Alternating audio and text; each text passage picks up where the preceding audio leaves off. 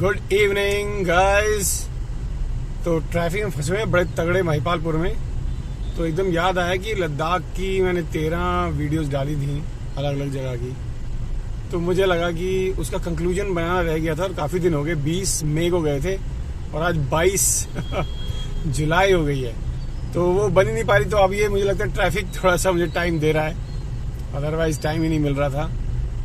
तो मैं आपको सबसे पहले ये बताना चाहता हूँ, मेरी पहली जो वीडियो थी वो ये थी कि क्या इक्विपमेंट लेके जाना चाहिए। और मैंने कोशिश की थी कि जितना कम से कम हो सके मैं उतना सामान लेके जाऊं और देखता हूं कि लद्दाख ट्रिप हो पाता है कि नहीं हो पाता। पर हो गया। अब हो इसलिए गया क्योंकि मेरे पास 5 लोग और थे, मतलब हमारा ग्रुप 6 लोगों का गया था। तो कुछ चीजें जैसे वहां पर पंचर हुआ, मेरी गाड़ी पंचर नहीं हुई पर पंचर हुई। पर अगर मेरी होती और मैं अकेला होता तो मुझे पंचर का सामान नहीं मिलता। और ऐसी सी जगह पर पंचर हुआ, सरचू से जब हम लद्दाख की तरफ जा रहे थे तब बिल्कुल हाई पीक के ऊपर हमारी एक बाइक पंचर हुई और उसको हमने किसी तरह से ठीक किया क्योंकि हमारे पास सारा इक्विपमेंट था। तो पहली चीज, अगर आप अकेले जा रहे हैं तो आपके पास हर चीज होनी चाहिए बॉस, क्योंकि आप अकेले हैं। हाँ, अगर आप ग्रुप में जा रहे हैं 2 लोग 3 लोग 4 लोग, तब आप अपना सामान बांट सकते हैं कि कौन क्या लेके जाएगा, क्योंकि आप सभी को एक दूसरे की हेल्प की जरूरत पड़ेगी। दूसरी चीज जो बहुत इंपॉर्टेंट है, अपने आप को फिजिकली फिट और मेंटली फिट रखने की कोशिश करें। मतलब आप ये नहीं कि किसी दिन मूड बना रात को बैठे और इंडिया गेट जाना है और चले गए, नहीं, ऐसे नहीं करना बिल्कुल भी।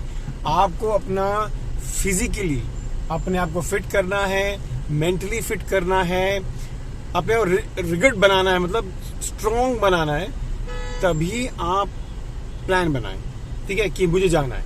अब जाने की तैयारी होगी, बॉडी फिट होगी, माइंड फिट हो गया, चलो जी जाना है। देन रूट बनाइए, कौन सा रूट चाहिए। बहुत सारे तरीके हैं बाइक से जाने के लिए। चाहे तो आप मनाली से शुरू कर सकते हैं, तो चाहे आप श्रीनगर से शुरू कर सकते हैं, दिल्ली से श्रीनगर की तरफ जाएं और पूरा सर्किट कर लें, ऐसे दूसरे से कर लें।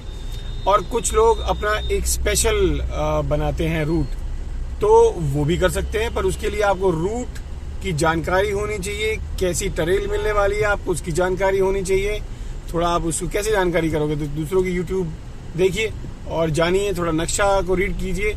कहाँ हाई पीक हैं, कितनी हाई पीक्स हैं, आपको अस्थमेटिक प्रॉब्लम तो नहीं है, आपको सांस की दिक्कतें तो नहीं हैं। ये सारी चीजें आपने जान लेनी है। और जो भी मेडिकेशन है आपको रखना है अपने साथ। और कोशिश कीजिए जितना हल्का खाना खा सकें, खाने के ऊपर मैं आ गया हूँ, जितना हल्का खाना खाएं आप रात को उतना अच्छा है, क्योंकि डाइजेशन सिस्टम थोड़ा सा हिल जाता है। तो अगर आपको अपने डाइजेशन सिस्टम को ठीक रखना है तो ठीक खाना खाएं जो आपको आसानी से पच जाए, क्योंकि 14 दिन 13 दिन या 15 दिन आपने इंजॉय करना है, बीमार नहीं पड़ना है। चला आप तो बीमार पड़ गए तो आप तो पड़ गए, बाकियों का भी क्या कहते हैं टूर खराब हो जाएगा। तो ये जरूर ध्यान रखें। उसके बाद टीम वर्क होता है। जैसे हम लोग गए थे तो जैसे अटल टनल से हम बाहर निकले तो एकदम टेम्परेचर चेंज होता है और सीनरी बहुत खूबसूरत सीनरी देखने को मिलती है। तो हम वहां रुके थे और हमारा एक जो हेलमेट था, हवा की वजह से, बहुत तेज हवा चल रही थी, तो हवा की वजह से उड़ के वो नीचे खाई की तरफ चला गया। अब वहां पर एक तरह से उस खाई में मेरे ख्याल से सब सोच रहे थे अब बेटा कैसे जाएंगे उसके अंदर, पर फिर भी हमारे मिश्रा जी कूद गए और वो नीचे तक गए और उस हेलमेट को लेकर आए। अब हेलमेट तो आ गया। अब पता चला कि हेलमेट में तो वो लगा हुआ था सुनने का पूरा डिवाइस, इंटरकॉम डिवाइस लगा हुआ था। अब वो नहीं था उसके अंदर, तो इसका मतलब वो नीचे गिरा हुआ है। तो उसकी पॉसिबिलिटी मिलने की मैंने जो लगाई थी 000.1 था। तो हमारे साथ अभी जी थे, तो उन्होंने कहा मैं ढूंढ के लाऊंगा। वो गए, जो इम्पॉसिबल काम था वो भी हुआ। तो इसका मतलब आपको पॉजिटिव रहना है। हर काम होता है अगर आप पॉजिटिव हैं। तो पॉजिटिविटी बहुत जरूरत है, क्योंकि कई बार आपको डिप्रेशन होगा, घर की याद आएगी। अब वो इतना मुश्किल समय हो जाता है, कई बार आपको लगता है कि अरे फंस गए यार, कहाँ आगे वापस चलें। पर प्लीज मेंटली अपने आप को स्ट्रांग कीजिएगा। मैं आपको लिख के देता हूं, जब आप वापस आएंगे बहुत अच्छी मेमोरीज लेकर आएंगे। पर आँख कान नाक सब खोल के रखिए कि हर चीज का आपको पता होना चाहिए, ठीक है। तो मैं आपको वो वीडियो दिखाता हूँ जो हमने वो कारिस्तानी करी थी, वो एक वीडियो तो बनी थी हमारी जिसमें हम हेलमेट लेने नीचे गए थे। चलिए देखते हैं जरा उस वीडियो को। ये गोगिया जी नीचे उतर गया। विजय का हेलमेट वहां नीचे गिर गया है भाई का। ये देख रहे हो, हवा इतनी तेज है कि बाइक से हेलमेट उतर के नीचे गिर गया है। गोगिया जी जाने की कोशिश कर रहे हैं, साथ में नवेंदु जी यहाँ से जा रहे हैं। ये है च्यवनप्राश का कमाल भाई, 12,000 का हेलमेट है।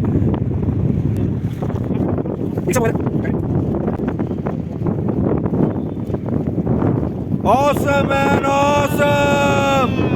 ये भाई ब्लूटूथ से ढूंढ के लाया है Abhijit. Good job Abhijit, well done. मजा आया।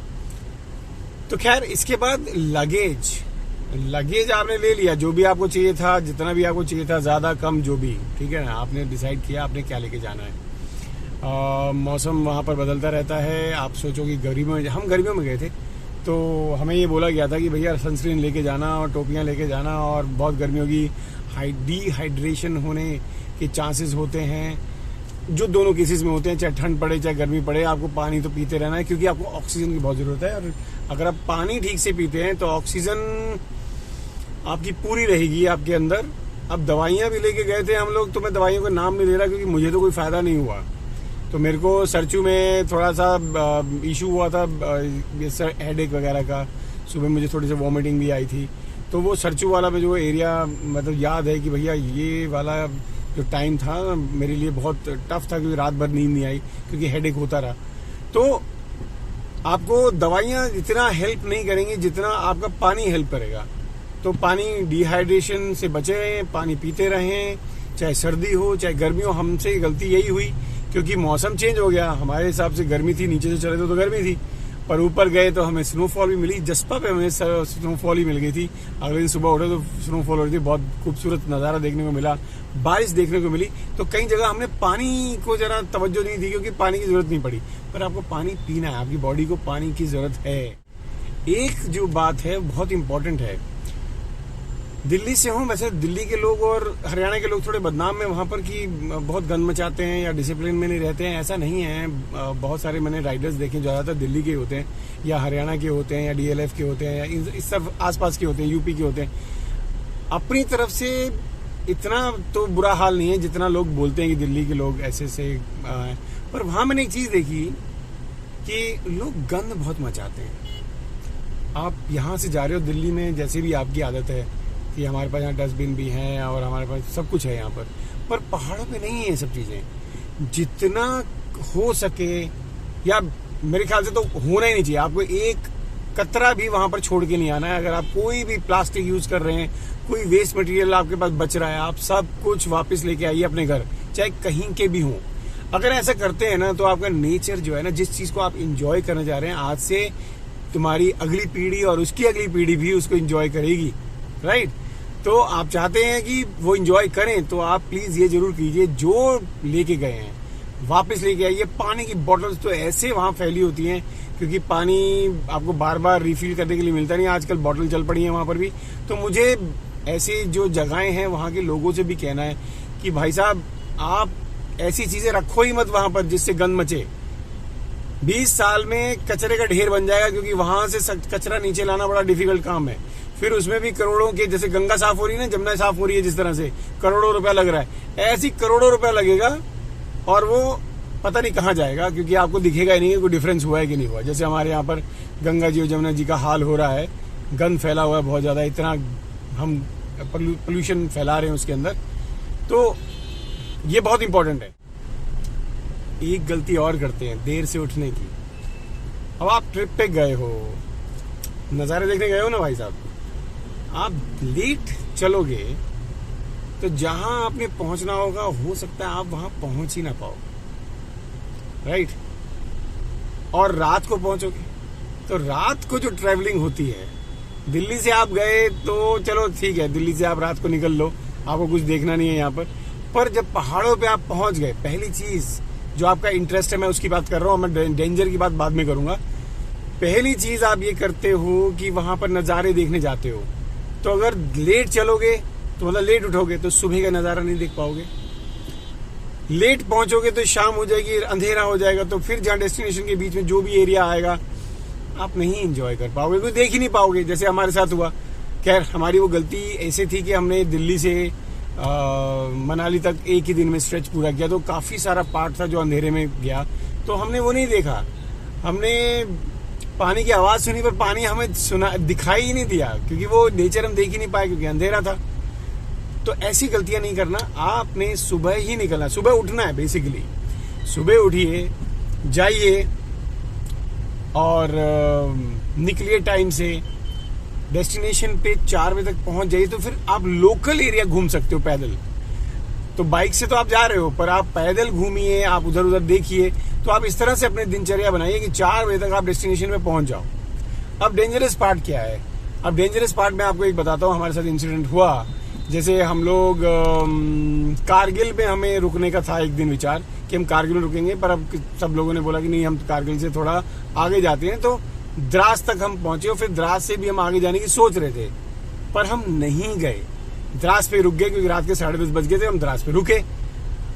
अब अगले दिन जब हम द्रास से आगे गए, वो ट्रेल ही गंदी थी, मतलब ढेर लगे हुए थे, मट्टी के ढेर लगे हुए थे, रेते के ढेर लगे हुए थे, जो रात को शायद हमें दिखाई ही नहीं देते, कोई ना कोई घुस जाता उसके अंदर, और गड्ढे थे।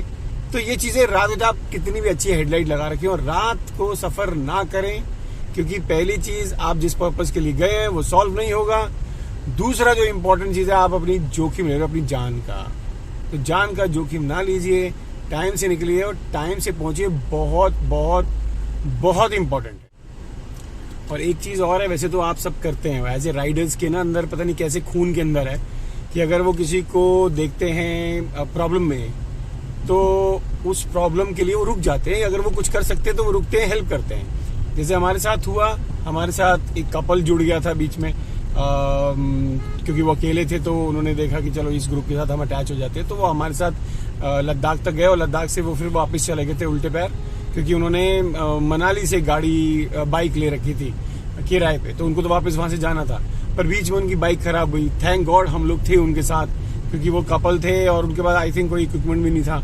तो हमारे पास विजय जी थे, उन्होंने उनके पास सारा इक्विपमेंट था और पूरी टीम ने मिलके उनकी गाड़ी बनाई, क्योंकि सरचू के टॉप पे थे हम लोग उस टाइम, और वहां से पहले तो हमने गाड़ी को टो कराने की कोशिश करी, तो वहां इतना ऑक्सीजन कम था कि ताकत ही नहीं लग पाई थी, 5-6 लोग थे, 4-5 लोग थे, और नहीं हम उसको लिफ्ट कर पाए वहां पर। तो फिर हमने कोशिश किया कि हम यहीं पर इसको रिपेयर करते हैं, तो हमने पेंचर वहां बनाया। यूट्यूब में हम लोग सेव करके लेके गए थे कि अगर हिमालयन गाड़ी अगर पंचर होती है तो कैसे रिपेयर करते हैं। तो सामान हमारे पास था, वीडियो हमारे पास थी, तो हमने वो हेल्प कर दिया। तो ये हमारे अंदर है। फिर हम थोड़ा और आगे गए थे, आई डोंट नो हम लोग किस तरफ जा रहे थे, आई थिंक हुंडर की तरफ जा रहे थे, ठीक है, हुंडर की तरफ जा रहे थे। तो हुंडर की तरफ जब जा रहे थे तो बीच में आई थिंक हुंडर से पेंगुइन की तरफ जा रहे थे, तो बीच में हमें 2 बंदे मिले जिनकी गाड़ी का कुछ टेढ़ा हो गया था नीचे से, आई थिंक ब्रेक पैडल शायद टेढ़ा हो गया था, तो उसको ठीक करने के लिए फिर से हमारे विजय जी लगे और अच्छे से उन्होंने उनकी हेल्प करी और पूरा ठीक ठाक कर दिया। और वो 2 लड़के भी अच्छे से मतलब पार्टिसिपेट कर रहे थे, यानी कि वो खड़े हो गए साइड में और विजय जी अकेले लगे हैं, पर विजय जी ने अच्छे से उनकी हेल्प किया, क्योंकि टूल्स थे हमारे पास, that's why we are able to do this kind of help. तो ये बहुत इंपॉर्टेंट है। वैसे ये बताने की जरूरत नहीं है, आप लोग इन चीजों में बाय आई डोंट नो कैसे है ये हमारे राइडर्स के अंदर कि वो हेल्प करते हैं। लास्ट थिंग, आपका एक्सपीरियंस।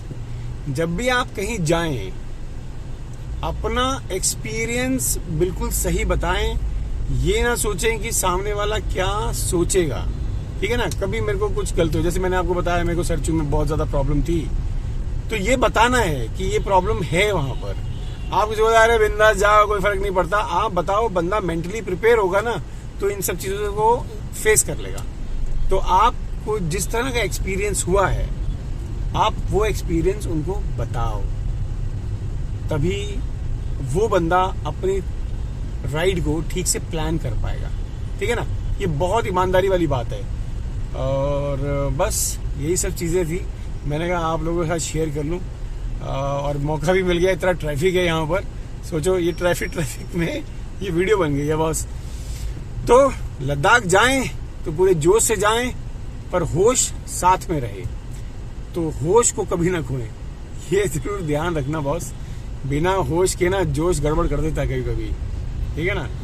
तो enjoy your life and take care yourself. Bye bye.